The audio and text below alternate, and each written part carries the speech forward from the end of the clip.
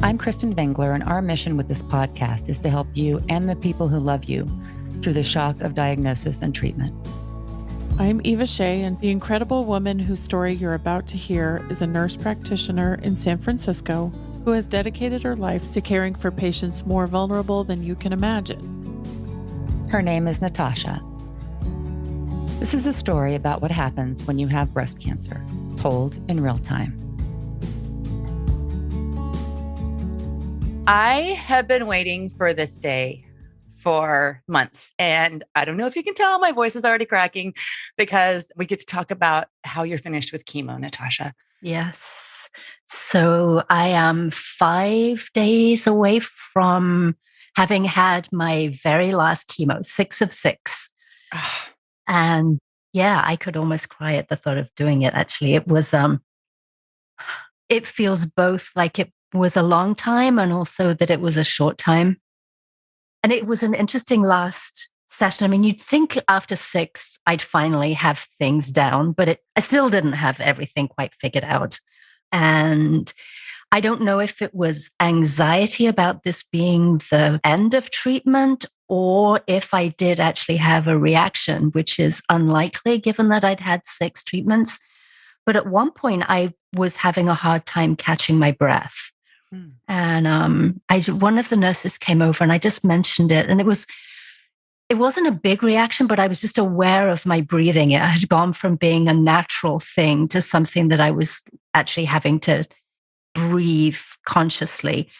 So, everybody came over, the nurse practitioner came over, the charge nurse came over, everybody, they slowed it down, which was kind of annoying because I did have a plan for the end of the day and I didn't want it to get slowed down, but they did the right thing and, gave me a little bit of Benadryl, which made me super drowsy. But no, I can't say it was a big reaction, and I'll never know to this day if it was just anxiety. It's interesting because I still have to go every 3 weeks for the hormone blocker for the Herceptin and the Perjeta. And I had actually screwed that up. For some reason, I thought it was ending at the end of December. And I looked at my schedule and it's actually going until the end of March 2023. It's 12 months from the beginning of chemo. So I just got 3 more months. But apparently it's a shortish infusion. There's not many side effects and it's going to do a good job anyway. Still annoying, but you have to go back there because you want to be graduated from that damn infusion center. Yeah, this was strange because there was, a sort of a celebration with not a huge celebration, but with the nurses, like, yay, you finish your chemo. That's great. See you in 3 weeks. So you didn't get to ring a chemo bell? They don't have a chemo bell. I was so shocked. I know. UCSF did not have a chemo bell. Oh, well, we're going to buy them. Absolutely. Absolutely. So my celebration, I had about 3 months ago booked a table at a local restaurant that's really, really hard to get into. And I had booked it for the night of my last chemo. Not entirely sure who I would go with, just knowing that I wanted to go. And luckily enough, there's a new person in my life to go with. He tested positive for COVID. Oh. So I had the option to go on my own, which felt super weird. A lot of other friends were like, sorry, I can't afford that. That's crazy expensive. We're busy. I offered to pay nothing. So there was no celebration other than, my dog giving me a hug. I know. But I also realized there's other milestones. I mean, I have surgery coming up. I have radiation coming up. I have that March 2023. That sounds like something from like a science fiction movie. March. I know. Well, if it makes you feel any better, I went home and I think I had another favorite meal, that was sent to me and put my feet up. And I don't even think I talked to Eva that day. I think it was a few weeks later that we talked. And so it was just, I get it. It was like a little anticlimactic, So you saved that money for your trip to Mexico, right? Yes. You can have the bomb meal there. No, I know. We could have 3 bomb meals for the price of this one. Completely. Yeah. Completely. And so when did he test positive for COVID? I think it was that day, and he's very, very careful with not bringing COVID around me, which I really appreciate. This morning, he just called me and he tested negative with a home test, but he wants to go and do a PCR before he'll spend time with me. So maybe we celebrate tonight. Yeah, there you go. There you go. Well, because I'm excited about some huge news that you have, and I have like some other things that I want to talk about, but it's a good time to talk about the insurance BS too. So I don't entirely understand why it happened, but I know what happened. I had been carrying my ex-husband on my insurance, and he was paying me the premiums because I have really good insurance as a UCSF employee. And I had requested him to be removed because being on disability, I don't understand why, but I'm paying more towards my premiums. It's fine. I'm getting great treatment and I can afford it. But they not only took him off the insurance, they just closed the insurance down. Why not? Mid-treatment, no reason why we should keep this going. So I actually found out because I went to Walgreens to get some more Zofran. That's the anti-nausea medication that everybody will become very familiar with. Mm-hmm. And they told me that my insurance had expired and I couldn't pick up the Zofran. And so many phone calls later, listening to, your call is really important to us. Please hold the line. Your call, Is it? For hours and hours. And it was about 2 days before my chemo. And I know how much this costs. I mean, it's like a $50,000 chemo experience, if not more. Mm-hmm. And also it was the last one. And I just like, I was in full on panic mode and pulling all the, I'm a nurse practitioner who works for this hospital kind of strings. But still, to this day, I won't know what happened. A lot of people did a lot of things. And when I went in on Wednesday for treatment, nobody said it's not covered. But I'm still having issues with Walgreens. I have no Zofran in my bedroom for this, cycle. Do you want me to mail you some? I have some extra from surgeries and I have new for surgery. So I appreciate that. Sure. Yeah. And a message to people out there in podcast world, when your oncologist gives you medication for the side effects, ask for lots. What I mean is, like, don't let them fill you with 5 Zofran or 10 Zofran because you are going to be going back and forth from Walgreens, going nuts. Right, so ask for like a nice, like 30, 60, 90. Give me enough pills to get me through this. Because unfortunately, I've been dealing with little tiny dribs and drabs, and they know me so well at Walgreens. So did you have any hair loss on your head? And I'm looking really closely to see if I can see eyebrows. And you have a little bit of eyebrows, don't you? I can't tell. I mean, I have terrible eyebrows anyway, so I don't think I lost any eyebrows, any eyelashes. My legs are beautifully smooth, ready and tanned for Mexico. Nether regions bare like Barbie, but my hair on my head, I don't think I lost any. I really don't. That's amazing. I know. I was so thankful to the medical assistant, Monica Garcia. If you listen to this, you are a godsend to women who go through this. She was incredibly diligent. There was a 3-hour post-cool, which means I'm sitting there with this hat on and it's just cooling because my hair's been frozen. And she didn't skip any point. This thing was on for exactly as long as it needed to be. And she was so diligent. I mean, I owe this hair that stayed to her. Oh, yeah. I mean, there were a couple of other things they really recommended. I had some pretty special shampoo by this organization called Desert Essence that was highly recommended. My go-to would have been the Johnson's Baby No Tears shampoo. And DigniCaps was like 100% don't use that. There's something in that can lead to hair loss. So there were other things. I didn't brush or comb my hair that much. If it looked mildly bedheady, I was going to be okay with it. But yeah, I mean, I think I talked in the last podcast. I feel so lucky that I was able to do this. And we are not sponsored by DigniCaps, but if they would start sponsoring women to have this for free or at least way down in price, we'd love you even more. Sure. It was just a few weeks ago that I had my 1-year anniversary of finishing chemo. And I was really super emotional that day. And part of it was going through and looking at the pictures because I think at the time I was just kind of a machine and was kind of shocked at the way that I looked in hindsight. And so, not in a negative way, just, I think that what happened was that the processing from this took a little while. Yeah. I had an interesting experience. So I wanted to capture the end of chemo, and the nurse was actually able to capture the second, which is so wonderful. The second that the last chemo drops went in, I've got a picture.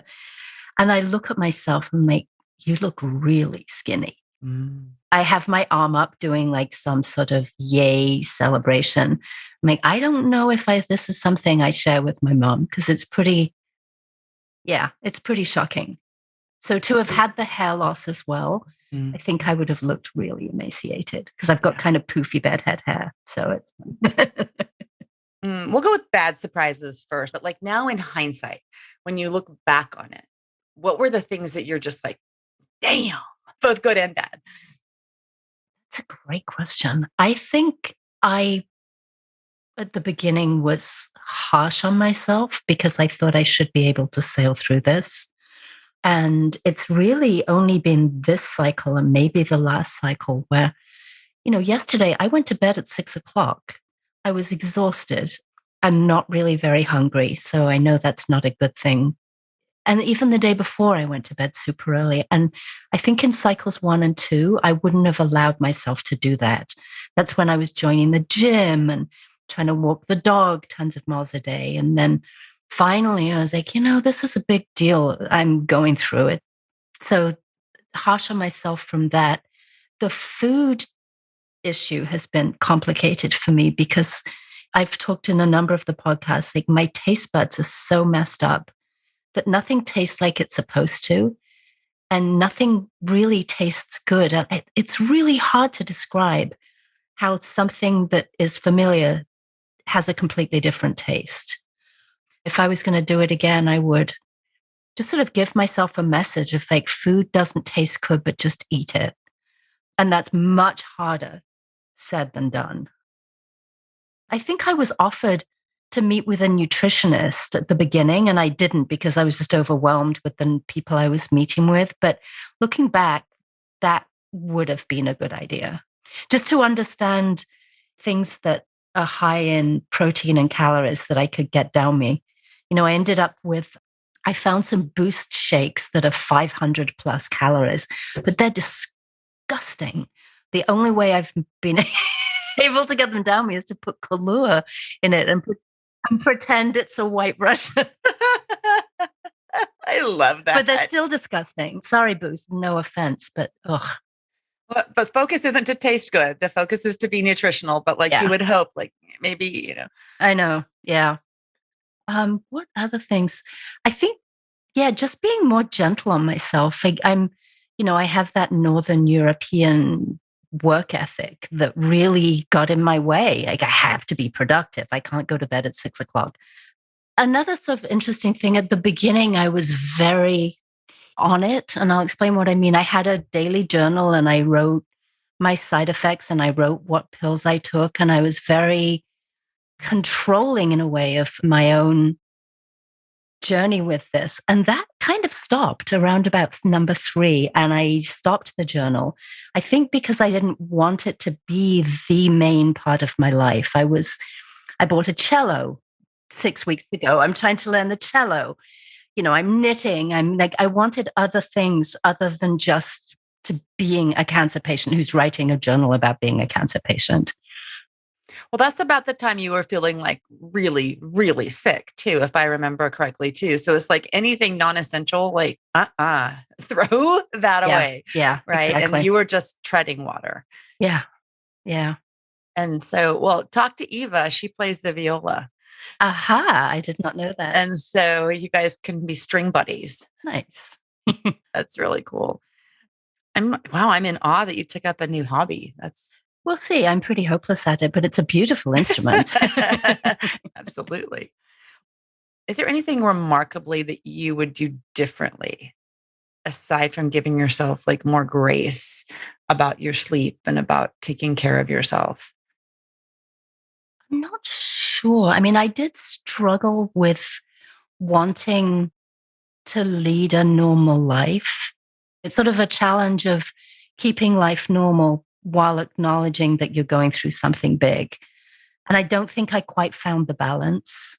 I think I pushed myself too hard, and then I would collapse for 2 or 3 days rather than finding a medium in between and doing like, well, I'll come home at 7:30.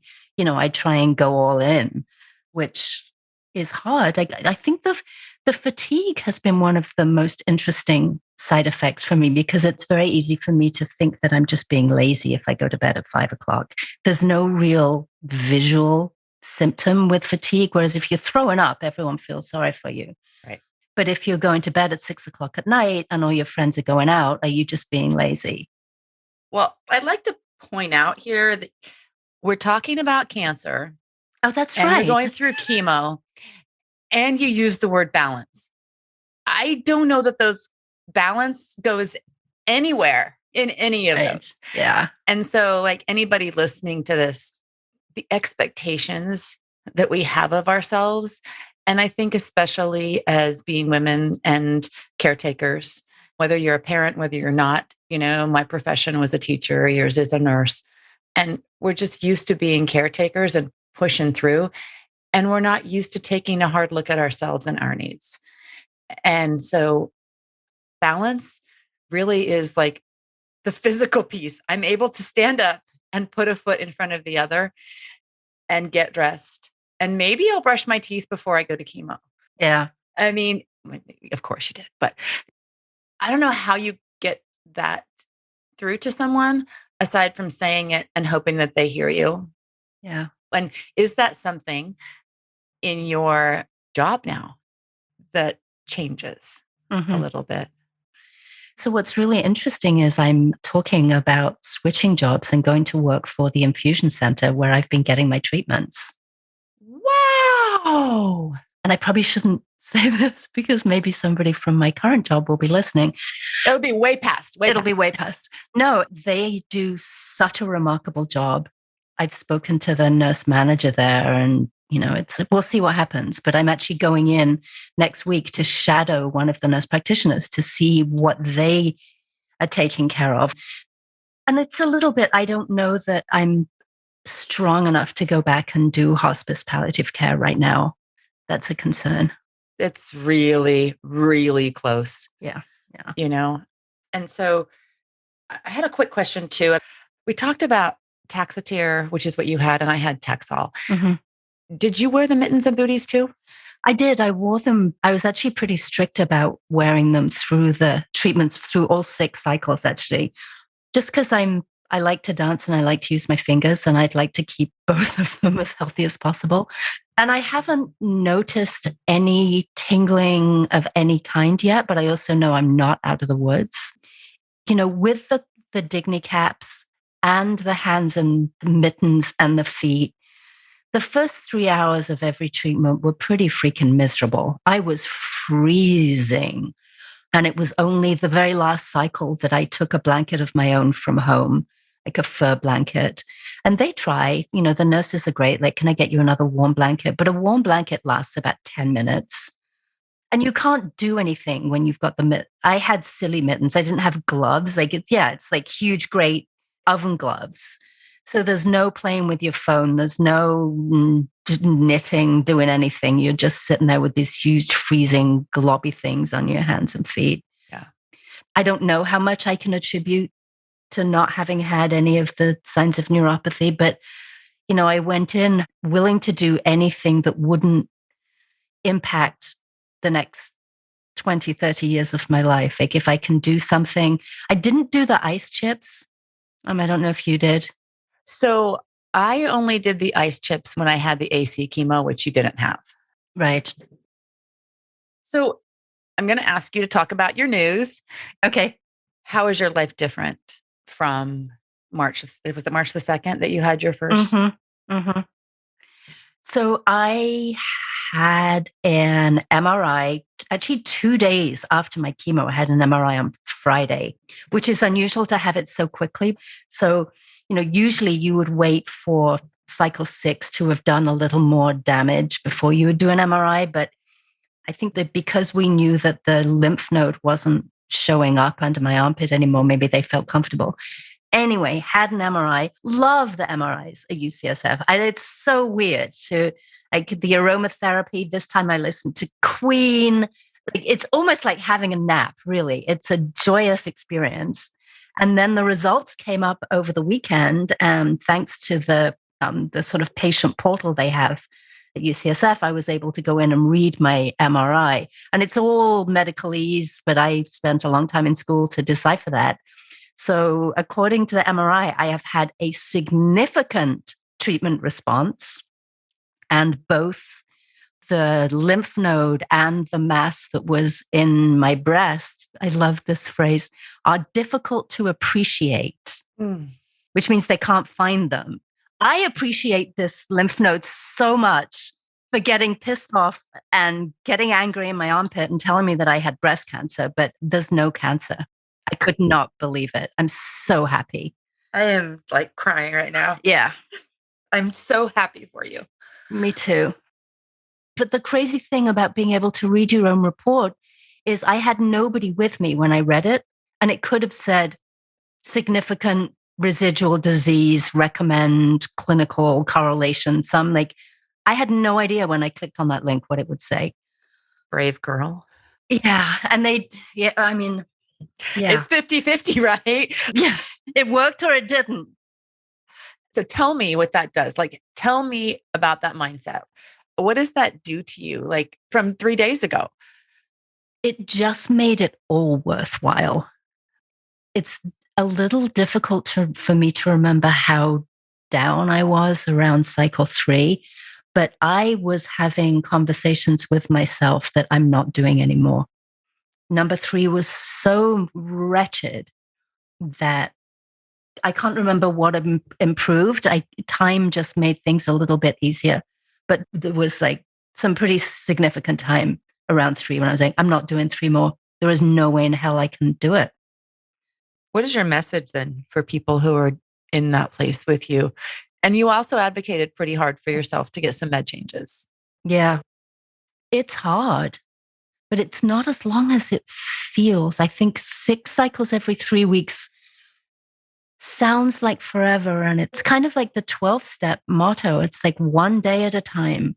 Every day can be different, and it works. That's the remarkable thing. It's like you too could go through the 6 cycles and come out and have a difficult to appreciate node.